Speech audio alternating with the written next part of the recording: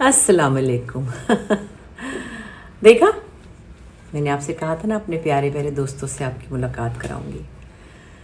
یہ یادگار تصویریں ہیں اور کیا بتائیں, یہ دیکھیے تو صحیح. یہ وہ ٹرائکا ہے جس کو لوگ ہر وقت یاد کرتے ہیں, ہمیشہ یاد کرتے ہیں. اور ہمارا ایک ساتھی تو چلا گیا, لیکن ایک بہت پیارا وقت ہم نے اکٹھے گزارا, بہت پیارا وقت. آپ لوگوں نے تو جو ٹیلی ویژن پہ دیکھا ہمیں لوز ٹاک میں یا مختلف اور پروگرامز میں یا کچھ ڈراموں میں, وہ وقت تو سمجھ لیں کہ 30% تھا. جو 70% ہم نے وقت اکٹھے گزارا وہ تھا ہم جب سٹیج شوز کرتے تھے نا, تو کراچی میں ایک زمانے میں بہت شوز ہوتے تھے اور تقریباً ہر ویکینڈ پہ ہم 1 سے 2 جگہوں پر ملتے تھے. تو سمجھ لیں کہ زندگی کے کوئی 18-20 سال ہم ہر ویکینڈ پہ ساتھ ہوتے تھے. معین اختر, میں, انور صاحب, عالمگیر, شیکی, یہ سب ہمارے ساتھ.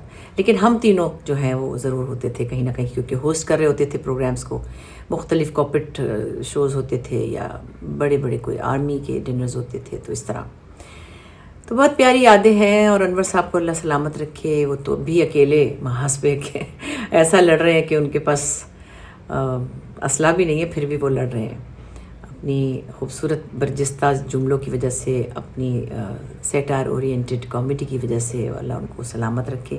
وہ یونیک ہے اور مجھے ان کی کوئی ریپلیسمنٹ نہیں نظر آتی. مطلب ایک دفعہ میں نے معین سے بھی کہا کہ معین, لوگ ہمیں کہتے ہیں کہ ہم یوں ہیں, ہم یہ ہیں, ہم وہ ہیں, جو بھی ٹیلنٹڈ ہیں, لیکن غور کرو تو ایسی بات ہے کہ ہمارے جیسا جو بھی ہم کر سکتے ہیں, ہم اپنے گھروں میں خود بھی پیدا نہیں کر سکے.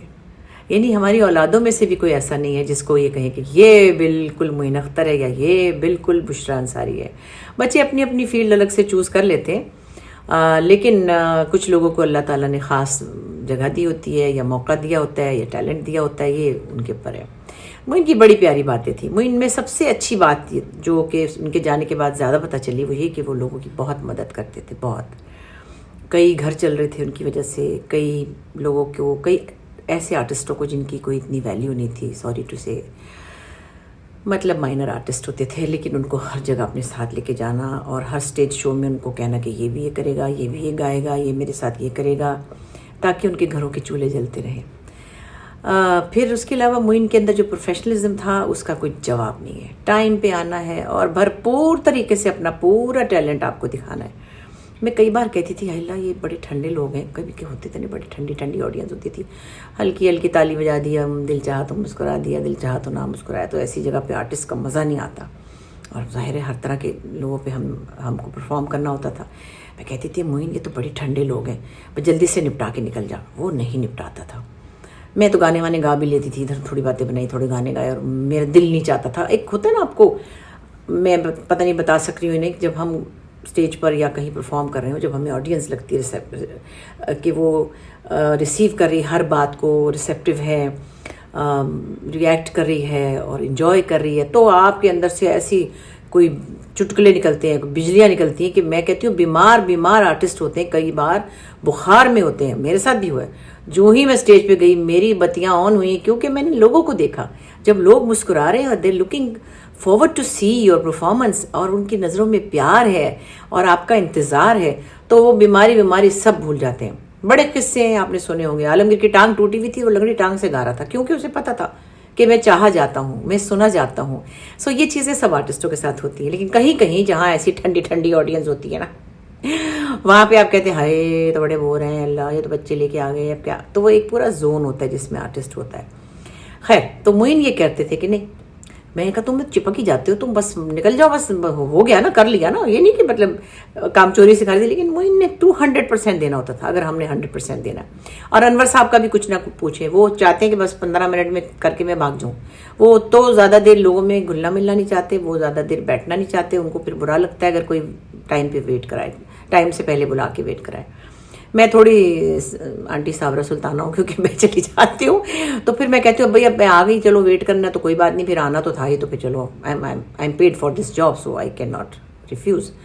تو وہ ان کی بڑی پیاری باتیں, شرارتیں. اچھا, فون اس نے کبھی سیدھے طریقے سے کرنا ہی نہیں تھا نا, جب دیکھو ہیلو پٹھان بن کے بول رہا ہے، کبھی بنگالی بن کے بول رہا ہے. میں کہتی تھی معین سیدھی بات کرنی نہیں تھی. خیر جب میں گئی اس کی رخصتی پر تو میں آپ کو بتا نہیں سکتی کہ وہ ایک عجیب بات ہے جو شاید کسی کو یاد ہے یا نہیں. میں نے کوئی انٹرویو نہیں دیا، میں کسی کیمرہ کے سامنے نہیں آئی، میں سوشل میڈیا کے لوگ بہت سارے تھے ان کے سامنے نہیں، میری سمجھ میں نہیں آ رہا تھا کہ میں کیا کروں. نہ میں کسی چینل پہ گئی رونے، میں ایک کونے میں وہاں بیٹھ کے جو بھی تھا میں روتی رہی. میں گاڑی میں بیٹھ گئی، میں عجیب سی اس میں ہو گئی. میرا دل نہیں چاہا کہ میں اس طرح کی باتیں کروں کہ وہ یہ تھا، وہ یوں چلا گیا، وہ یوں ہے. اس دن میرا دماغ بالکل سمجھے نہیں چل رہا تھا. اور رہی انور صاحب کی بات تو انور صاحب بھی یونیک ہیں، کیا آرٹسٹ ہیں، ان کے اندر کیا نہیں ہے. میوزک، پینٹنگ، کتابیں، ان کا ذخیرہ، پھر ان کے پاس جملوں کی جو ایک خوبصورت بناوٹ ہے، یا ان کے اندر جو ایک ذہین سیٹائر لکھنے والا ہے، وہ بھی عام لکھاریوں کی طرح نہیں ہے اور بڑی پیاری شخصیت کے مالک ہیں. خاص طور پہ عورتوں سے ان کی بہت دوستی ہوتی ہے کیونکہ وہ ایک نرم طبع آدمی ہے. ان کو عورتوں کے کپڑوں کے پر بھی کامنٹ کرنا آتا ہے، اور کبھی ان کو یہ بھی بتانا آتا ہے کہ فلاں اچھی نہیں لگ رہی، فلاں. مجھے بھی کبھی کبھی کہتے تھے کیا ہے یہ تم نے کیسا رنگ پہن لیا. تو وہ ایک جیسے سہیلا ٹائپ تھے مطلب ہر کسی سے گل مل جانے والے. لیکن اپنے جو سرکل تھا اس میں ہر عوام سے وہ بھاگ جاتے ہیں. مطلب ان کو رش میں لے جاؤ 10 منٹ میں کہیں گے بس بس میں جا رہا ہوں، دیکھا تو مڑ کے دیکھا تو جا چکے ہوتے ہیں. تو انور صاحب کا اس طرح سے ہے، اپنا اپنا مزاج ہوتا ہے. لیکن یہ جو میں آپ کو تصویریں خاص طور پہ دکھا رہی ہوں، یہ میری بیٹی نریمان انصاری جب یہاں تھی کراچی میں تو وہ فوٹوگرافر تھی، اور اس نے ڈان کے لیے ہمارا ایک آرٹیکل بھی لکھا تھا اور یہ ہماری تصویریں بھی لی تھی. یہ ہم لوز ٹاک کے سیٹ پہ تھے، اور اس نے کہا تھا کہ اماں مجھے کرنا ہے آپ تینوں کا.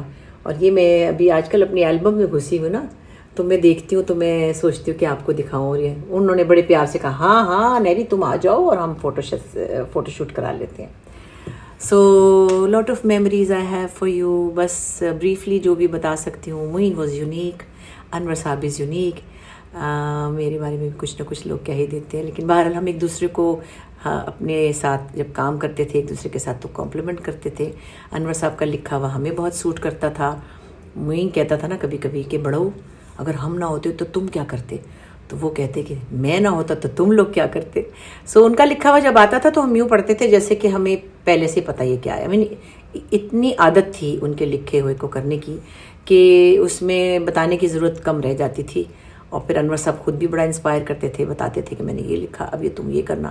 لیکن ایک ایک جملہ ہمیں بتانا نہیں پڑتا تھا.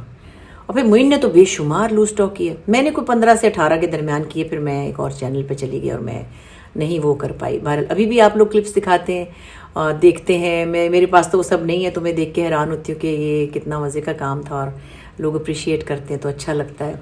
اور اس ٹرائکا کو سب یاد کرتے ہیں اور ہم بھی انہیں یاد کرتے ہیں جو ہمیں چھوڑ کے چلے گئے.